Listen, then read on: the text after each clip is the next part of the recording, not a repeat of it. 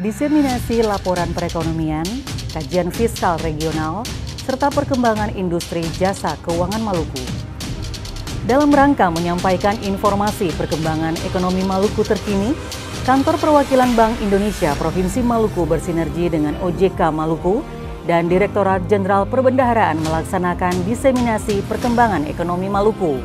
Dalam kesempatan ini, Kantor Perwakilan Bank Indonesia Provinsi Maluku akan menyampaikan informasi makroekonomi global, nasional, serta Maluku yang terdiri dari pertumbuhan ekonomi, inflasi, serta sistem pembayaran. Selain itu juga menyampaikan outlook perekonomian serta kebijakan strategis Bank Indonesia.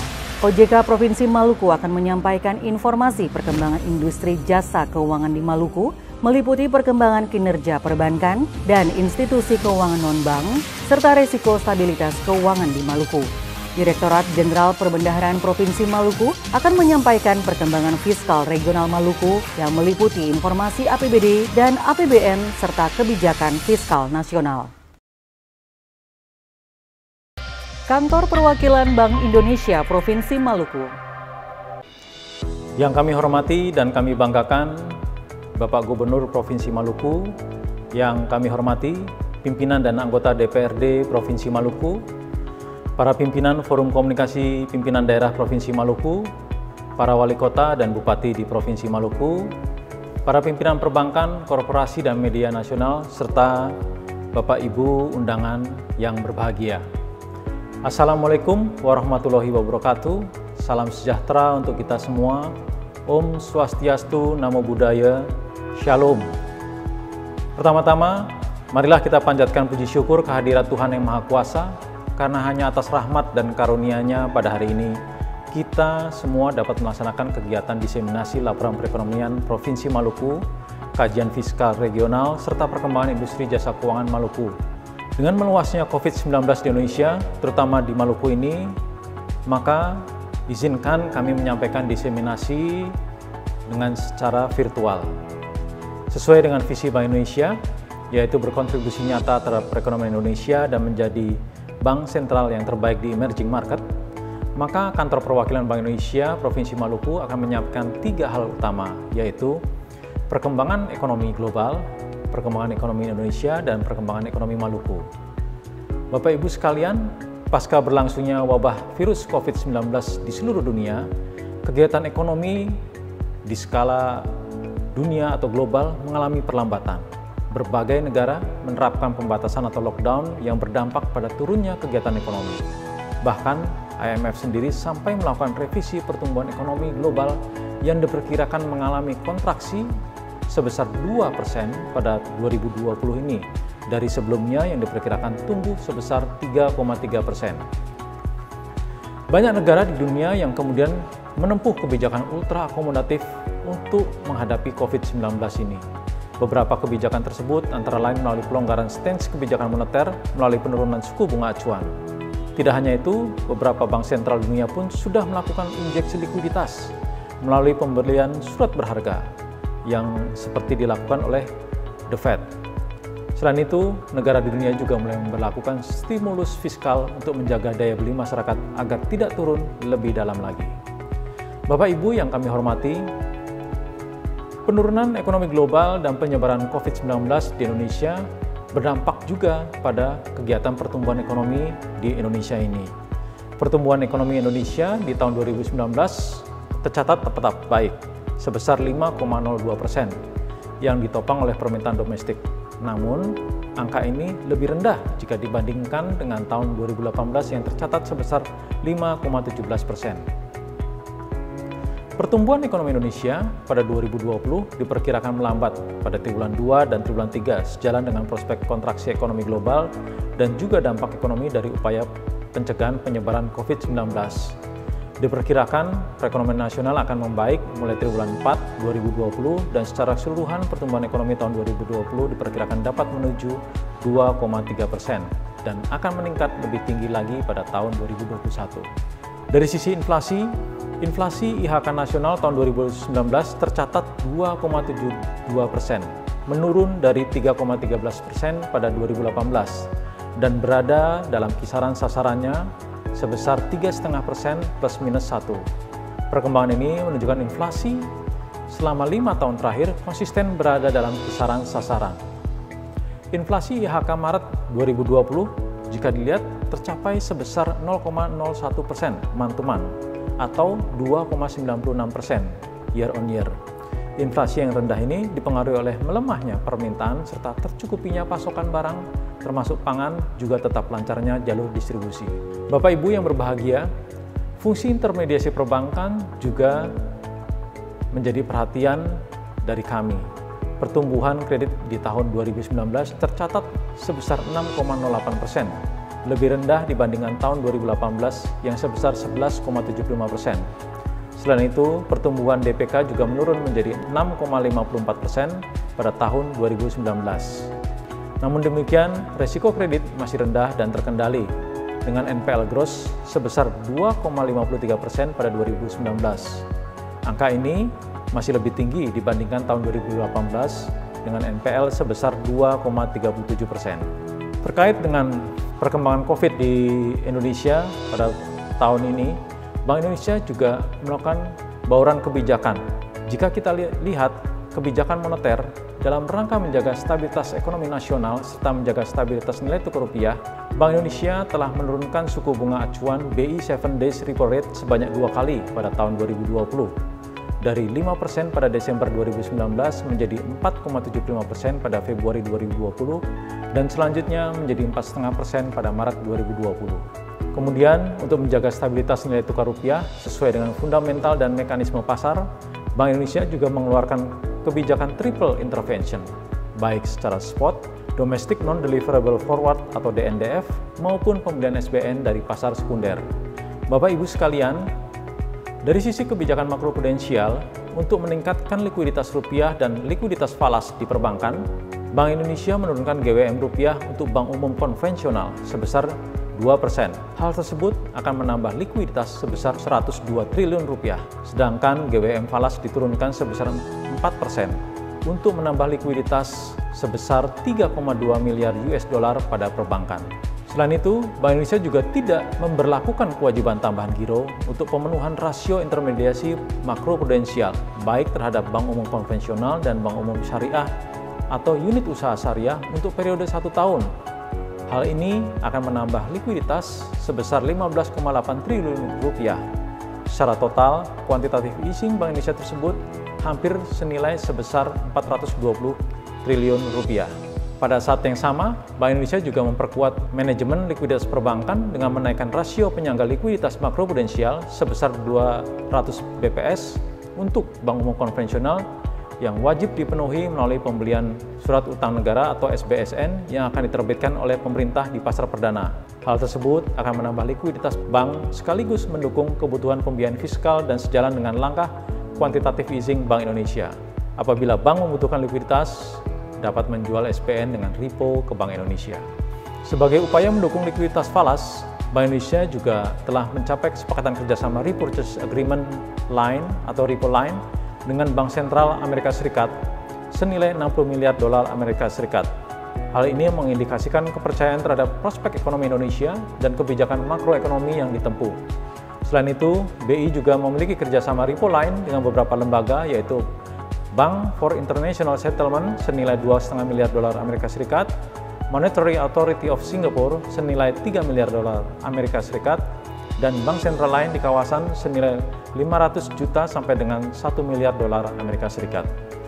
Di sisi kebijakan sistem pembayaran, untuk mempertahankan efektivitas dan efisiensi transaksi sistem pembayaran di tengah pandemi COVID-19 ini, Bank Indonesia juga telah menurunkan biaya sistem clearing nasional Bank Indonesia dari perbankan ke Bank Indonesia yang semula Rp600 menjadi Rp1 dan dari nasabah ke perbankan yang semula maksimum Rp3.500 menjadi maksimum Rp2.900 berlaku efektif sejak 1 April 2020 sampai dengan 3 Desember 2020. Selanjutnya, BI juga melakukan penyesuaian kegiatan layanan operasional kas, yaitu layanan setoran dan penarikan bank yang sebelumnya mulai dari jam 8 sampai dengan jam 12 siang menjadi jam 8 menjadi sampai dengan jam 11.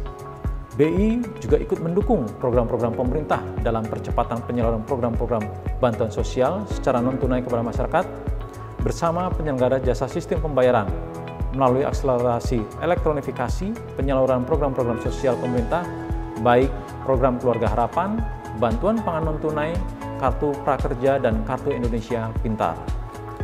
Bapak Ibu yang kami hormati, di Maluku sendiri, kinerja ekonomi Maluku pada tahun 2019 mencapai sebesar 5,57%, lebih rendah dibandingkan tahun 2018 sebesar 5,94%.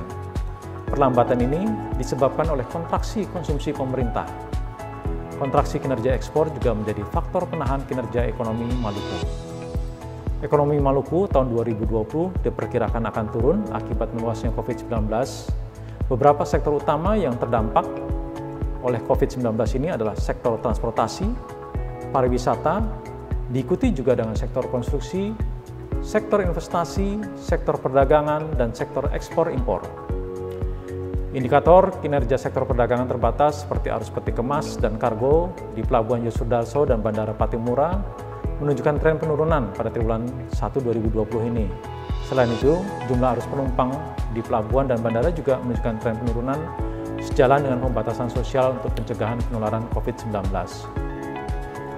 Terbatasnya aktivitas perdagangan juga disebabkan oleh penurunan daya beli masyarakat akibat penurunan pendapatan, sejalan dengan adanya kebijakan beberapa perusahaan untuk merumahkan sebagian dari karyawannya. Ekspor Maluku diperkirakan juga melambat pada tahun 2020 ini. Hal ini diakibatkan negara tujuan ekspor Maluku, yaitu Hong Kong, Amerika Serikat, Jepang, dan Tiongkok juga merupakan negara yang terdampak oleh COVID-19.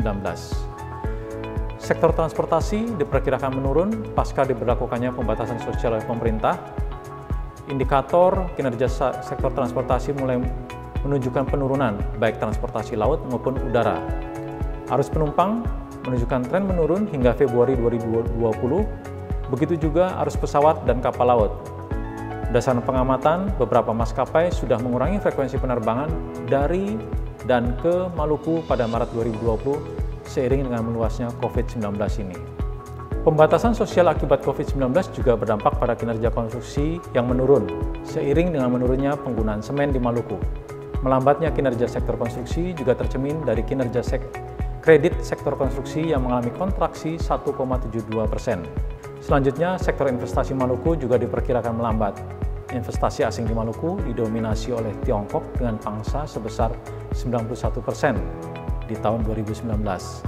Meluasnya COVID-19 di Tiongkok diperkirakan akan berdampak pada aktivitas investasi di Maluku. Fokus investasi Tiongkok di Maluku adalah di sektor perikanan dan industri makanan. Bapak Ibu yang kami hormati, inflasi Maluku pada tahun 2019 sebesar 2,87%, lebih rendah dibandingkan dengan tahun 2018 sebesar 3,35%. Di tengah pandemi COVID-19 ini, indeks harga konsumen Provinsi Maluku pada Maret 2020 tercatat mengalami deflasi sebesar 0,70% month-to-month. Berlawanan arah dibandingkan dengan kondisi pada Februari 2020 yang mengalami inflasi sebesar 0,18% month-to-month. Deflasi yang terjadi di Maluku utamanya disebabkan oleh deflasi pada kelompok transportasi serta kelompok makanan, minuman, dan tembakau. Di sisi lain, kelompok pakaian dan alas kaki serta kelompok perawatan pribadi mengalami inflasi. Sebagai upaya untuk menjaga ketersediaan pasokan dan stabilitas harga bahan pokok, maka TPID Maluku dan Satgas Pangan terus melakukan pemantauan dan melakukan evaluasi program yang mendukung pengendalian inflasi. Selain itu, TPID Maluku juga memfasilitasi koordinasi antara distributor dengan pelaku usaha bahan pokok di Jawa Timur. Dinas Kelautan dan Perikanan secara rutin memantau ketersediaan ikan segar di pasar tradisional dan cold storage. Edukasi juga dilakukan secara rutin oleh TPID kepada masyarakat untuk dapat berbelanja dengan bijak dan tidak berlebihan. Selain itu, TPID Maluku juga melakukan intervensi kepada swalayan atau toko bahan pokok sehingga dapat mengurangi perilaku panic buying oleh masyarakat. Bapak Ibu yang berbahagia, fungsi intermediasi perbankan di Maluku pada tahun 2019 menunjukkan kredit di Maluku tumbuh sebesar 15,39%, lebih tinggi dibandingkan tahun 2018 yang tumbuh 11,11%, di mana seluruh jenis penggunaan kredit mengalami peningkatan pertumbuhan. Pada tahun 2019, kredit investasi tercatat tumbuh menjadi sebesar 28,18% dibandingkan tahun 2018 yang sebesar 27,05%. Kredit konsumsi tumbuh 12,32% dibandingkan tahun 2018 yang sebesar 7,37%.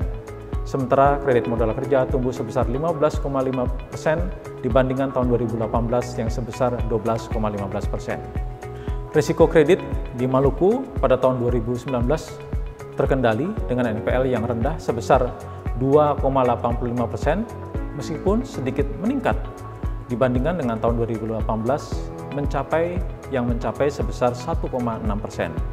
Pada tahun 2019, penghimpunan dana pihak ketiga tumbuh sebesar 5%, lebih tinggi dibandingkan tahun 2018 sebesar 3,41%. Hal ini didorong oleh peningkatan pada komponen giro, walaupun terdapat kontraksi pada komponen deposito selama tahun 2019. Di sisi sistem pembayaran, kegiatan sistem pembayaran di Maluku secara umum, perputaran sistem pembayaran tunai pada triwulan 1 2020 masih menunjukkan tren yang sama dibandingkan dengan tren triwulan 1 2019. Tercatat pada bulan Januari-Maret 2020 terdapat net inflow sebesar 1,18 triliun, sementara net outflow pada triwulan 4 2019 sebesar 1,25 triliun yang disebabkan oleh adanya perayaan Natal dan Tahun Baru pada tahun 2019 tersebut. Sejak tahun 2019, terdapat peningkatan transaksi melalui e-commerce yang dilakukan oleh masyarakat Provinsi Maluku. Tercatat sepanjang tahun 2018, jumlah total transaksi mencapai 163,53 miliar rupiah, meningkat pada tahun 2019 menjadi 215,32 miliar. Dengan metode pembayaran terbesar yang dipergunakan adalah transfer bank.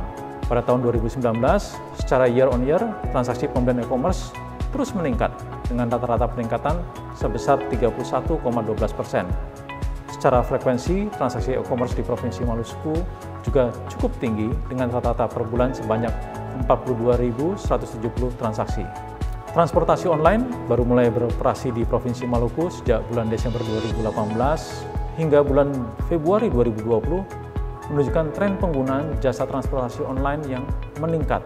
Dengan penggunaan jasa transportasi online paling banyak digunakan adalah untuk jasa belanja makanan dan jasa transportasi motor. Demikian Bapak Ibu yang dapat kami sampaikan. Bank Indonesia selalu berkoordinasi dan bersinergi dengan pemerintah daerah serta instansi dan lembaga terkait untuk mendukung pertumbuhan ekonomi Maluku yang berkualitas. Sekian, terima kasih. Wassalamualaikum warahmatullahi wabarakatuh. Shalom.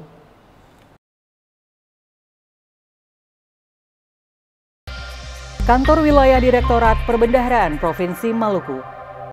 Assalamualaikum warahmatullahi wabarakatuh. Selamat siang, salam sejahtera kita semua. Salam. Nama saya Nur Faisal Ahmad, selaku Kepala Kantor Wilayah Direktorat Jenderal Perbendaharaan Provinsi Maluku. Bapak Ibu sekalian, kami, Kanwil Ditjen Bendaharaan Provinsi Maluku, selaku representasi dari Kementerian Keuangan dan pengelola fiskal di daerah, memiliki tugas dalam mengkaji kondisi fiskal regional yang ada di Provinsi Maluku. Kajian tersebut dituangkan dalam kajian fiskal regional setiap tahunnya. Pada kesempatan kali ini kami akan menyampaikan garis besar dari potret kondisi fiskal di Provinsi Maluku pada tahun 2019 dan tentunya kami sampaikan juga realisasi APBN sampai dengan triwulan 1 tahun 2020. Dan kami juga akan menyampaikan beberapa kebijakan pemerintah dalam kebijakan fiskal, terutama dalam penanganan pandemi COVID-19 di Provinsi Maluku. Bapak Ibu sekalian, sepanjang tahun 2019, 3 dari 6 target indikator makroekonomi Maluku telah terlampaui, yaitu angka pengangguran, Gini ratio, dan indeks pembangunan manusia atau IPM. Sementara target yang masih perlu didorong adalah angka pertumbuhan ekonomi, tingkat inflasi, dan tingkat kemiskinan. Tentunya APBN dan APBD masih menjadi stimulus fiskal bagi pertumbuhan ekonomi di wilayah Maluku, di mana rasio konsumsi pemerintah terhadap produk domestik regional bruto (PDRB) Maluku masih mencapai 33,8%, cukup besar. Akan tetapi, ketergantungan keuangan daerah terhadap pemerintah pusat masih cukup tinggi, mengingat rasio pendapatan asli daerah atau PAD hanya sekitar 7% dari total pendapatan. Berdasarkan data kami, total realisasi pendapatan di Provinsi Maluku sampai dengan akhir tahun 2019 sebesar 2,13 triliun atau 96,06% dari target yang kami tetapkan. Meningkat tipis 4,71% dibandingkan tahun 2018. Dari sisi pendapatan APBN di Provinsi Maluku masih didominasi dengan pendapatan perpajakan, yaitu sebesar 1,75 triliun, meningkat tipis 3,14% dari tahun sebelumnya. Pendapatan perpajakan sebagian besar tentunya dari pajak pertambahan nilai dan pajak penghasilan. Sektor penyumbang pajak terbesar di Provinsi Maluku adalah dari sektor konstruksi dan sektor administrasi pemerintahan. Pendapatan juga berasal dari pendapatan negara bukan pajak (PNBP) dan pendapatan dari Badan Layanan Umum Pemerintah atau BLU. Pendapatan BLU di Provinsi Maluku sebesar 176,02 miliar yang berasal dari 3 satuan kerja berbentuk BLU, yaitu Universitas Patimura, Rumah Sakit Bayangkara Ambon, dan RST Profesor Dr. J.A. Latumenten Ambon.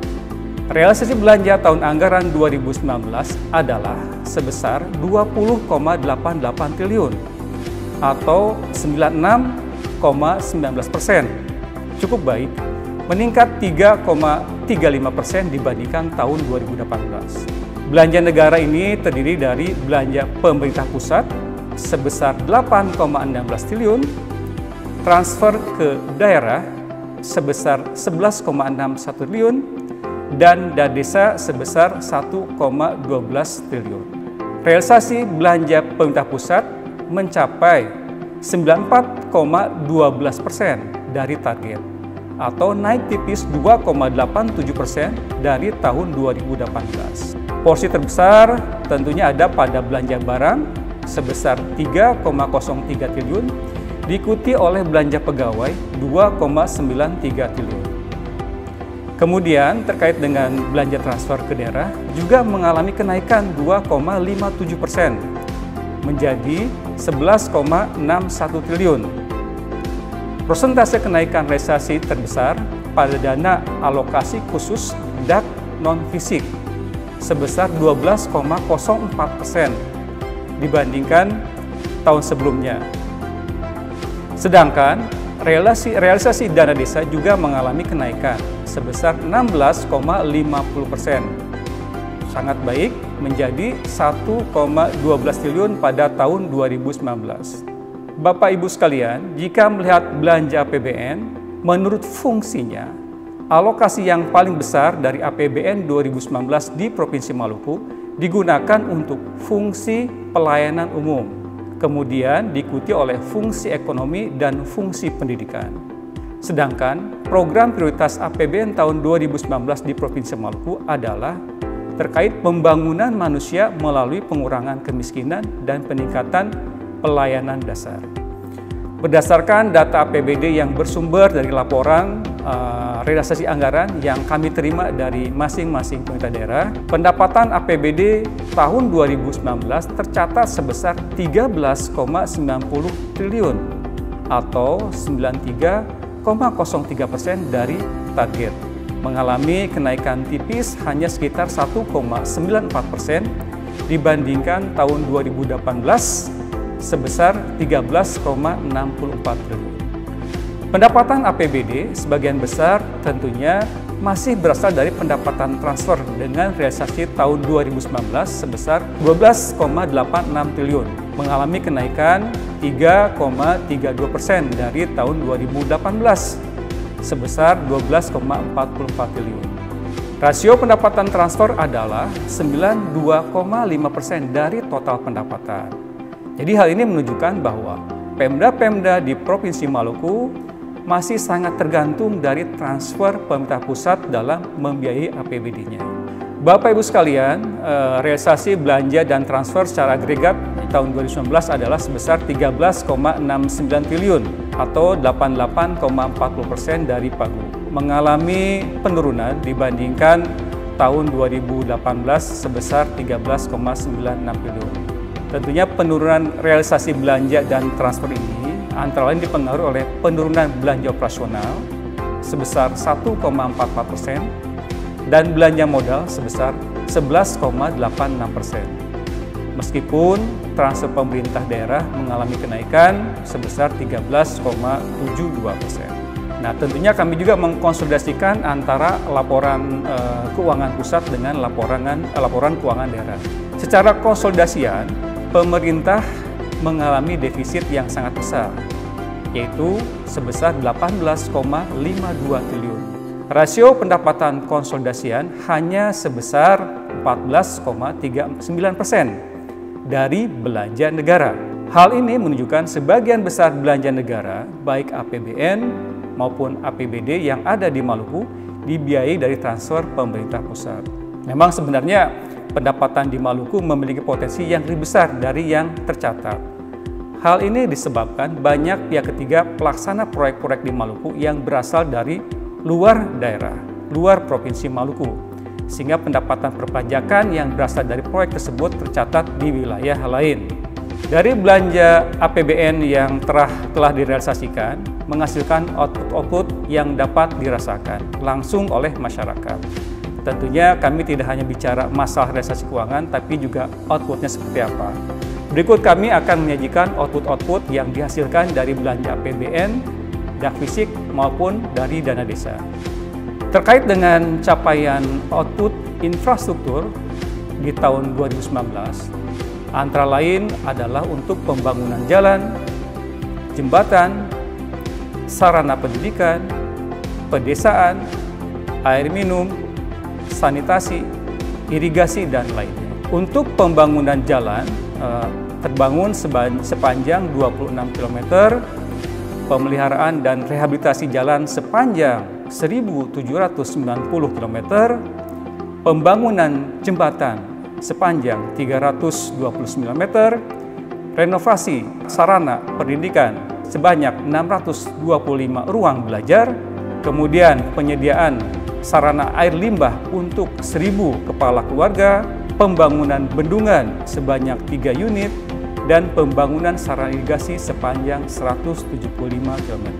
Kemudian, apabila kita melihat dari output dari dak fisik di tahun 2019, diantaranya adalah pembangunan dan renovasi ruang belajar sebanyak 1.718 unit, pembangunan jalan sepanjang 125 km, pembangunan jembatan sepanjang 320 meter, pembangunan rehab rumah sakit sebanyak 42 unit, pengadaan alat kesehatan rumah sakit sebanyak 1.032 unit, perbaikan rumah penduduk sebanyak 1.733 unit, sambungan air bersih sebanyak 11.000 sambungan rumah, saluran irigasi sepanjang 11.136 meter, pembangunan revitalisasi pasar sebanyak 16 unit, dan pembangunan sentra industri kecil menengah atau IKM sebanyak 8 unit.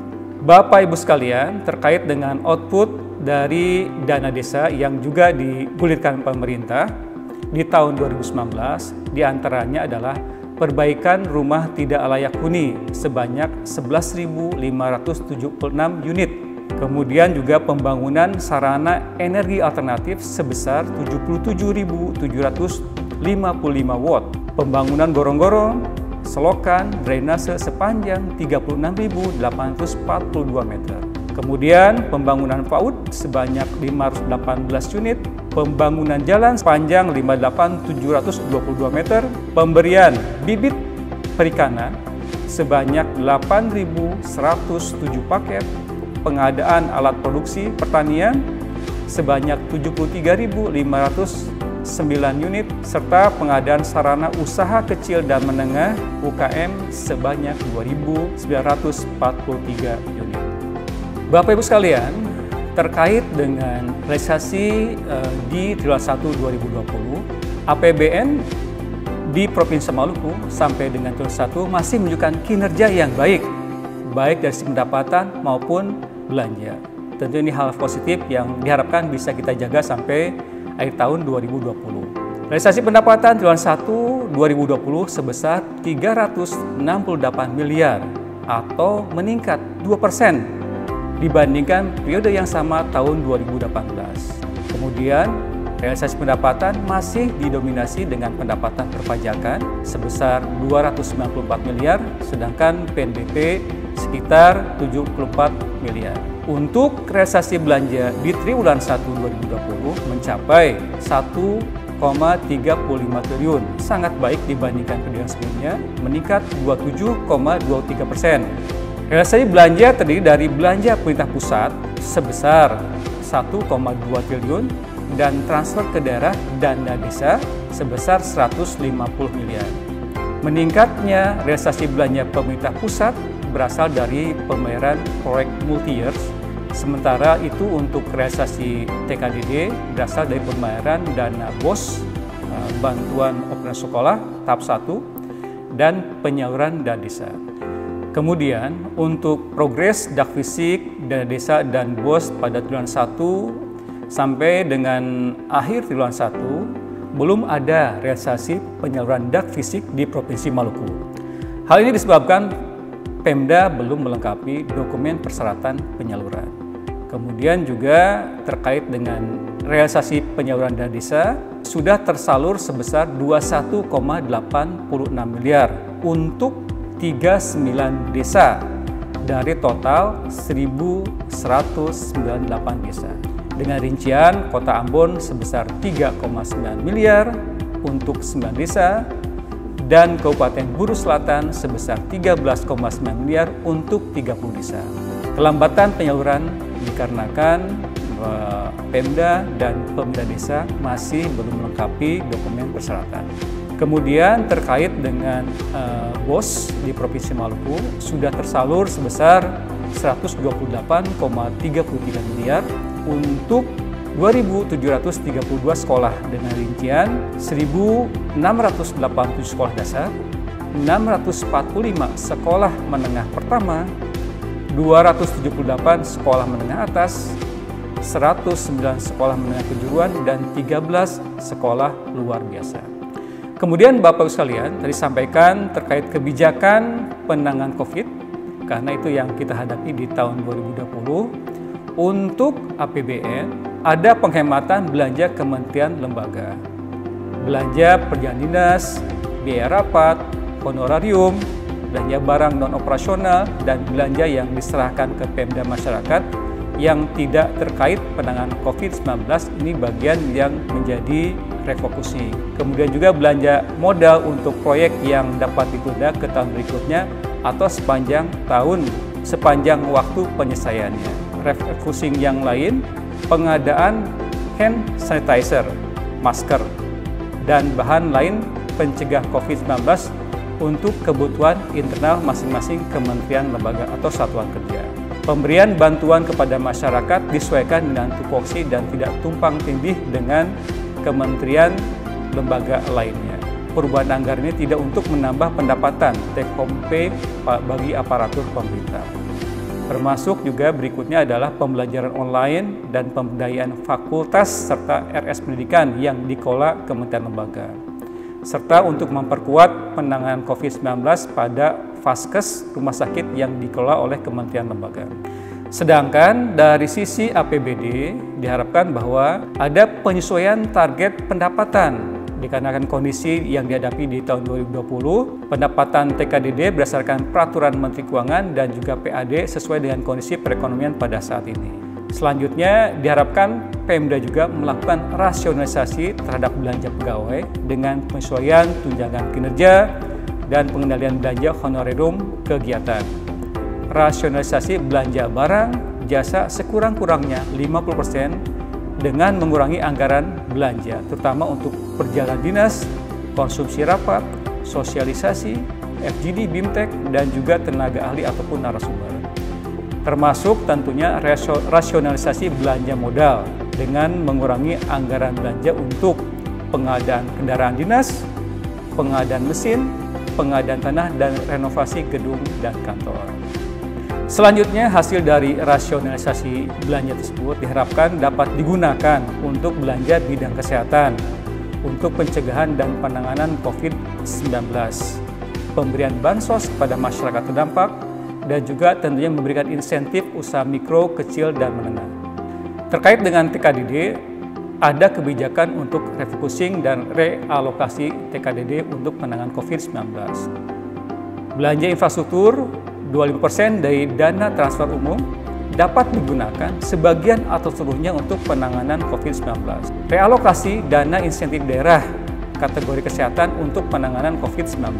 Refocusing dan realokasi dak fisik bidang kesehatan untuk pengadaan ruang isolasi, ventilator, dan juga mobile spray. Refocusing bantuan operasional kesehatan untuk pengadaan APD di puskesmas dan pengiriman sampel laboratorium. Terakhir, refocusing dana desa untuk BLT bagi masyarakat miskin di desa.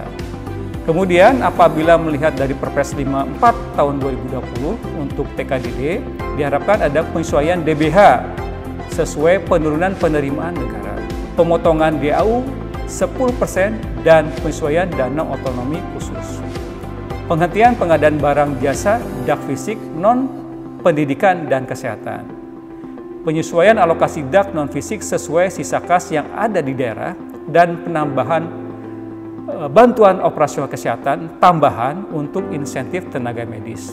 Kemudian, pemotongan TKDD digunakan dan dialihkan untuk penanganan COVID-19 secara terpusat, yaitu untuk pengadaan APD, biaya pasien, insentif tenaga medis, tambahan bansos PKH dan sembako, serta diskon tarif listrik dan insentif UMKM.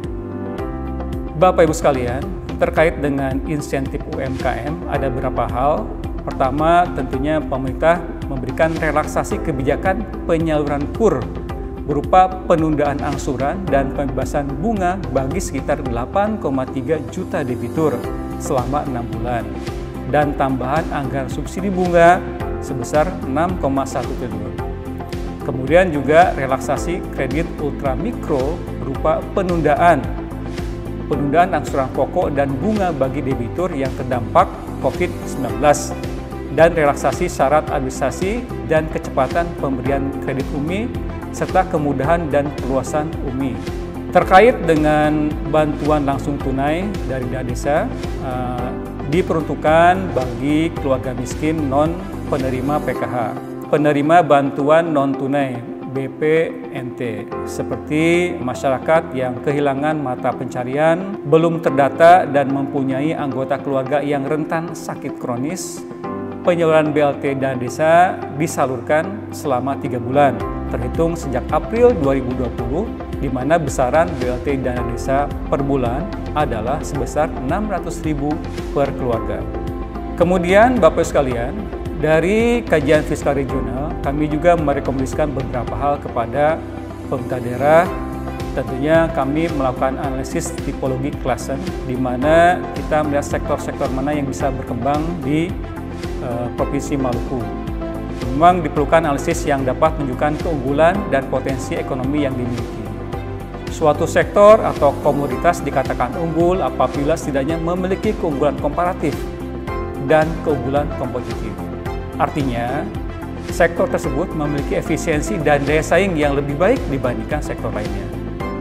Dengan mengeksplorasi analisis location cohesion, analisis safe share yang diperkuat dengan model rasio pertumbuhan dan tipologi klasen, data PDRP dari setiap kabupaten kota di Provinsi Maluku sejak tahun 2014 kami olah untuk mendapatkan sektor basis untuk menentukan sektor unggulan dan potensial di Provinsi Maluku.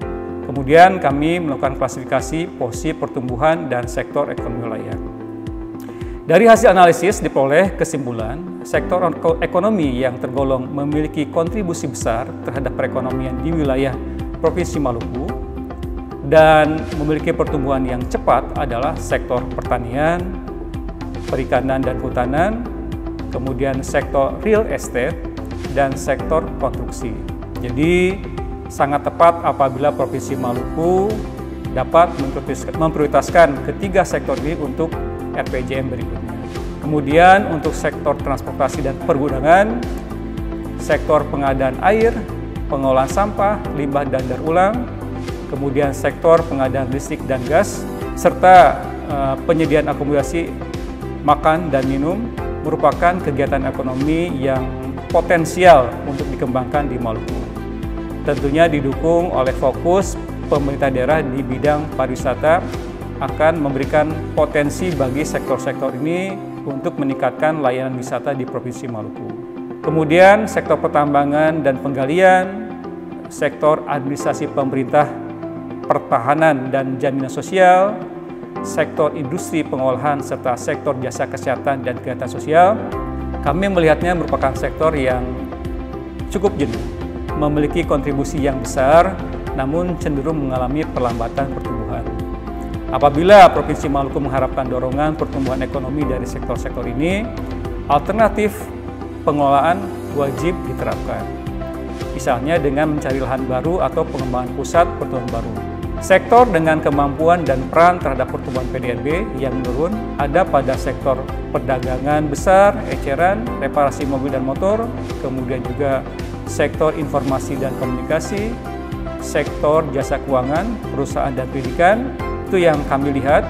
Kami harapkan pemerintah Maluku perlu memberikan stimulus dan dukungan infrastruktur untuk memperoleh manfaat yang memadai.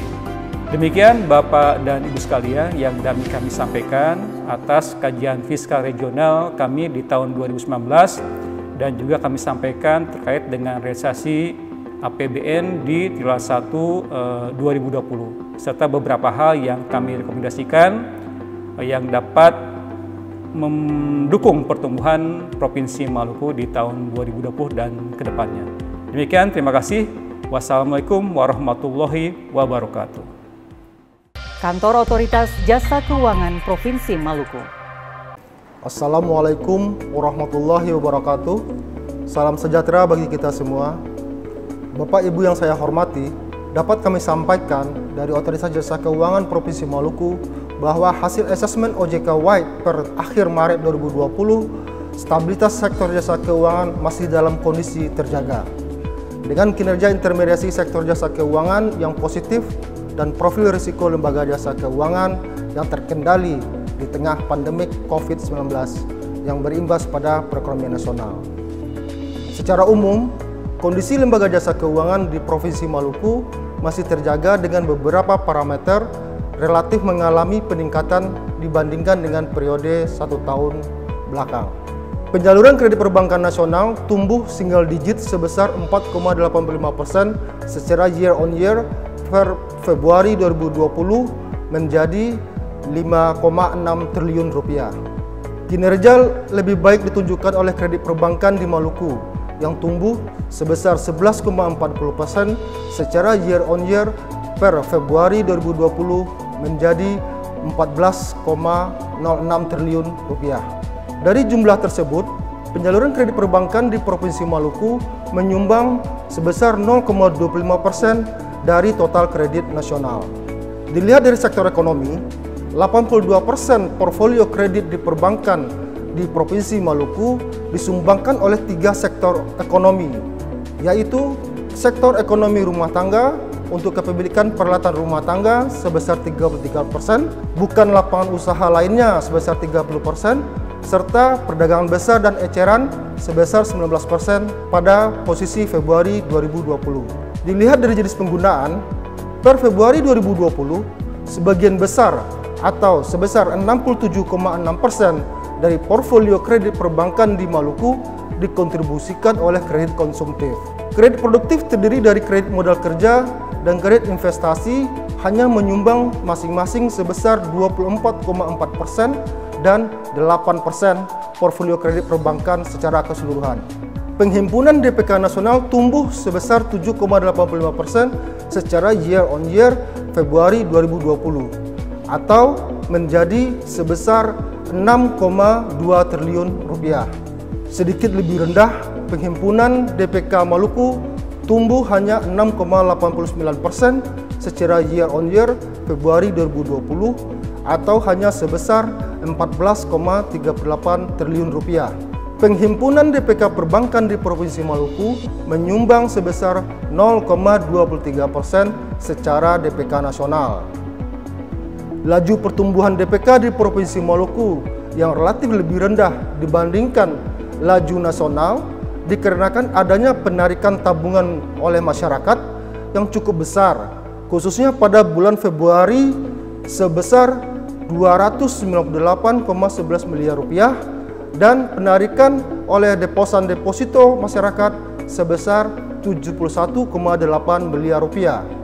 Dilihat dari jenis instrumen DPK, per Februari 2020, DPK jenis tabungan mendominasi DPK di Provinsi Maluku dengan kontribusi sebesar 56%. Sementara itu, deposito memiliki share sebesar 24% dan giro sebesar 20%. Secara year on year, Februari 2020, jenis DPK tabungan tumbuh sebesar 6,77% dan giro tumbuh sebesar 31,18%. Namun di sisi lain, deposito turun sebesar 7,02%. LDR nasional mengalami tren penurunan secara year on year dari 94,63% pada Februari 2019 menjadi 91,76% pada Februari 2020. Di sisi lain, LDR Maluku mengalami tren peningkatan dari 93,83% pada Februari 2019 menjadi 97,79% pada Februari 2020. Peningkatan LDR Maluku disebabkan karena laju pertumbuhan kredit yang lebih tinggi dibandingkan jumlah penghimpunan dana yang hanya mencapai single digit, sehingga terdapat pengetatan kemampuan perbankan dalam menyalurkan kredit di Provinsi Maluku. NPL kredit perbankan nasional mengalami peningkatan secara year on year dari 2,64% pada Februari 2019 menjadi 2,88% pada Februari 2020. Di sisi lain, NPL kredit perbankan Maluku mengalami penurunan pada Februari 2019, yakni dari 1,25% menjadi 1,19% pada Februari 2019. NPL yang rendah di bawah NPL nasional salah satunya disebabkan karena tingginya jenis kredit konsumtif, terutama berasal dari debitur PNS di Provinsi Maluku. Dilihat dari sektor penyumbang NPL di Provinsi Maluku disumbangkan oleh sektor perdagangan besar dan eceran yang mencapai 32,48%. Kinerja penyaluran kredit UMKM oleh Bank Umum di Provinsi Maluku juga mengalami peningkatan.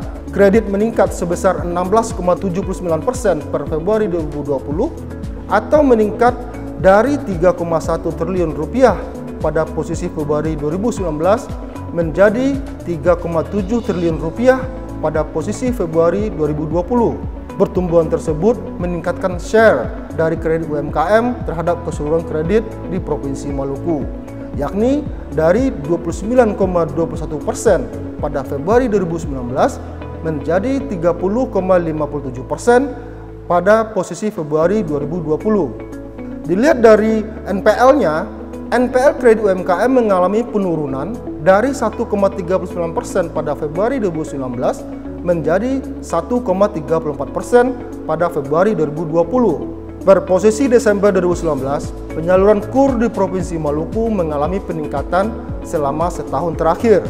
Dari sisi jumlah rekening, terdapat 12.328 rekening baru pada KUR mikro, sedangkan jumlah rekening KUR retail atau tanda kurung plafon sampai dengan 500 juta mengalami penurunan sebanyak 2.308 rekening. Dari sisi baki debit, secara year on year Desember 2019 terdapat peningkatan penyaluran KUR sebesar 336 miliar. Dari peningkatan tersebut, 87% diantaranya disumbangkan oleh KUR mikro, 13% dari peningkatan tersebut yang disumbangkan oleh KUR retail. Dari sisi NPL KUR mengalami penurunan selama tahun 2019 dari 2,67% pada Januari 2019 menjadi 1,96% pada Desember 2019. Selain itu, terdapat kebijakan Kemenko Perekonomian terkait pembebasan bunga dan penundaran pembayaran pokok angsuran KUR untuk usaha yang terdampak COVID-19 paling lama 6 bulan yang berlaku tanggal 1 April 2020. Kebijakan tersebut dapat diperoleh debitur KUR terdampak dengan pertama-tama disetujui terlebih dahulu oleh lembaga penyalur KUR. Per Januari 2020, dapat disampaikan jaringan kantor perbankan di Provinsi Maluku terdiri dari 19 entitas bank umum konvensional dengan 149 jaringan kantor, 2 entitas bank umum syariah dengan 5 jaringan kantor, 2 entitas BPR dengan 18 jaringan kantor. Selanjutnya masuk perkembangan kinerja industri keuangan non-bank. Pada jenis lembaga pembiayaan, per Februari 2020, secara nasional piutang pembiayaan tumbuh sebesar 2,82% secara year on year. Pada periode yang sama, piutang lembaga pembiayaan Maluku tumbuh sebesar 16,77% secara year on year. Dari sisi kualitas pembiayaan, rasio NPF lembaga pembiayaan nasional mengalami perbaikan dari 2,7% pada Februari 2019 menjadi 2,66% pada Februari 2020. Di sisi lain, NPF lembaga pembiayaan Maluku mengalami perbaikan dari 0,57% pada Februari 2019 menjadi 0,54% pada Februari 2020. Pada jenis industri asuransi, premi asuransi jiwa nasional tumbuh 2,62% secara year on year per Desember 2019. Sedangkan premi asuransi di Provinsi Maluku tumbuh lebih tinggi mencapai 21,80%. Dari industri asuransi umum, di tengah kenaikan premi nasional yang tumbuh sebesar 14,62%, premi asuransi umum di Maluku turun sebesar 18,01%. Dari sisi klaim, industri asuransi jiwa nasional mencatat pertumbuhan sebesar 2,37%. Sedangkan klaim asuransi jiwa di Maluku turun sebesar 4,77%. Dari sisi klaim jenis industri asuransi umum, secara nasional tercatat pertumbuhan sebesar 23,04%. Di sisi lain, klaim asuransi umum di Maluku mengalami penurunan sebesar 32,47%. Selanjutnya, kinerja dana pensiun di Provinsi Maluku pada posisi Februari 2020, total aset dana pensiun di Provinsi Maluku meningkat sebesar 22,58% atau secara nominal sebesar 213,01 miliar rupiah. Untuk industri modal Ventura di Provinsi Maluku, pada periode yang sama, PBN industri ini mengalami penurunan sebesar 36,72% secara year on year menjadi sebesar 3,48 miliar. Selanjutnya, industri lembaga keuangan mikro Provinsi Maluku saat ini terdapat satu lembaga keuangan mikro di Provinsi Maluku dengan nama Koperasi LKMS BMW Al-Ansor Peduli.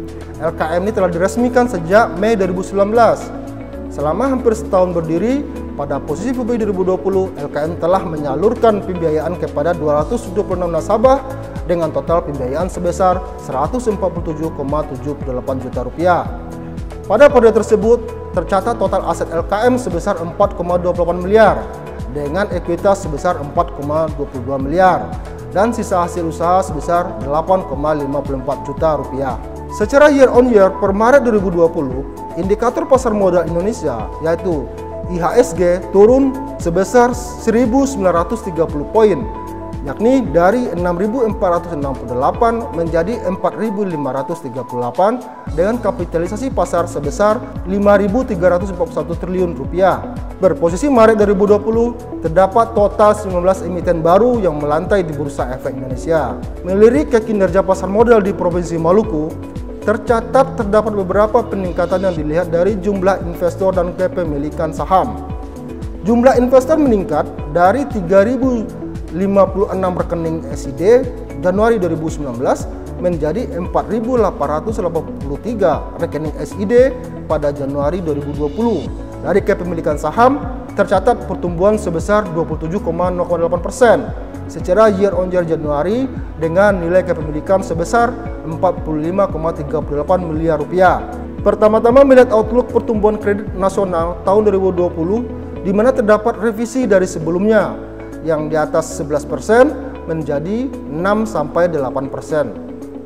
Dari DPK, outlook DPK yang sebelumnya sebesar 8% pada 2020 direvisi menjadi 6%. Lebih lanjut, untuk industri pasar modal, selama 2020, bursa menargetkan adanya 57 pencatatan efek baru selama tahun 2020, serta tambahan 200.000 investor atau rekening SID baru. OJK telah menerbitkan POJK nomor 11/POJK.03/2020 tentang stimulus perekonomian nasional sebagai kebijakan counter cyclical dampak penyebaran coronavirus disease 2019 atau POJK stimulus dampak COVID-19. Dalam kebijakan tersebut diberikan stimulus bagi debitur perbankan yang dinilai oleh LJK terdampak COVID-19 dengan relaksasi berupa penilaian kualitas kredit pembiayaan untuk plafon sampai dengan 10 miliar hanya berdasarkan ketepatan membayar. Kredit atau pembiayaan hasil restrukturisasi menjadi lancar dan restrukturisasi diterapkan bank tanpa batasan plafon. Pada bidang IKNB, saat ini tengah dirancang paket kebijakan counter cyclical dampak COVID-19 terhadap lembaga pembiayaan, perusahaan multi finance, leasing, dan jenis lembaga lainnya. Pada pasar modal terdapat dua kebijakan yang dilonggarkan, yaitu memberikan izin pembelian kembali atau buyback oleh emiten dan perusahaan publik, serta penyampaian laporan keuangan tahunan, penyampaian laporan hasil evaluasi komite audit, dan perpanjangan batas waktu penyelenggaraan RUPS masing-masing selama 2 bulan. Pertanggal 20 April 2020, dari data yang dihimpun dari industri jasa keuangan di Provinsi Maluku, terdapat 11 bank dan 10 lembaga jasa keuangan non-bank yang menyampaikan laporan debitur terdampak dan berpotensi terdampak COVID-19. Pada perbankan terdapat 271 debitur UMKM dan 61 debitur non-UMKM yang terdampak, yang telah diberikan atau tengah diajukan restrukturisasi kreditnya. Dari jumlah tersebut, baki debit debitur UMKM sebesar 162,86 miliar rupiah, sedangkan baki debit debitur non-UMKM sebesar 46,77 miliar rupiah. Pada IKNB, saat ini terdapat 169 debitur UMKM dan 17 debitur non-UMKM yang terdampak COVID-19. Dari jumlah tersebut, tercatat baki debit debitur UMKM di IKNB sebesar 11,60 miliar rupiah, sedangkan baki debit debitur non-UMKM sebesar 460 juta rupiah. Selain debitur terdampak, IJK telah menyampaikan data debitur berpotensi terdampak. Pada perbankan terdapat 4.694 debitur UMKM dan 7 debitur non-UMKM berpotensi terdampak. Dari jumlah tersebut, baki debit UMKM sebesar 832 miliar. Pada IKNB terdapat 6.507 debitur UMKM dengan 554 debitur non-UMKM. Dari jumlah tersebut tercatat baki debit debitur UMKM sebesar 160,41 miliar rupiah dengan baki debit non-UMKM sebesar 3,55 miliar. Hasil survei 2019 menunjukkan bahwa indeks literasi dan inklusi keuangan nasional mengalami pertumbuhan dan pelaksanaan survei tahun 2016. Indikator indeks inklusi keuangan mencapai target sebesar 75% dengan capaian 76,19%. Selain itu, indeks literasi keuangan juga mencapai target dengan capaian 38,03%. Per Januari 2020, secara year on year, jumlah agen laku pandai meningkat dari 2.343 agen menjadi 3.277 agen. Dari sisi cakupan di desa, jumlah desa dengan agen laku pandai meningkat secara year on year dari 316 menjadi 413 desa. Masuk program Simpel, pada periode tersebut terdapat pertumbuhan rekening Simpel dari 79.777 rekening menjadi 91.161 rekening. Dilihat jumlah sekolah yang melakukan aktivasi Simpel, terdapat peningkatan sebesar 1.270 sekolah. Selanjutnya, rencana program TPAKD tahun 2020. Tim Percepatan Akses Keuangan Daerah Provinsi Maluku merencanakan beberapa program, antara lain Pasar Keuangan Rakyat, peresmian One Student One Account di Kota Ambon, dan implementasi KUR khusus perikanan. Bapak Ibu, selanjutnya dapat saya sampaikan program kerja Tim Percepatan Akses Keuangan Daerah Kabupaten Maluku Tenggara tahun 2020, yaitu pengembangan OH wisata di Key Besar, implementasi business matching, rapat kelompok kerja dengan berbagai stakeholder. Demikian yang dapat kami sampaikan. Terima kasih. Demikianlah paparan informasi ekonomi terkini. Dalam hal memerlukan informasi lebih lanjut, dapat menghubungi narahubung berikut.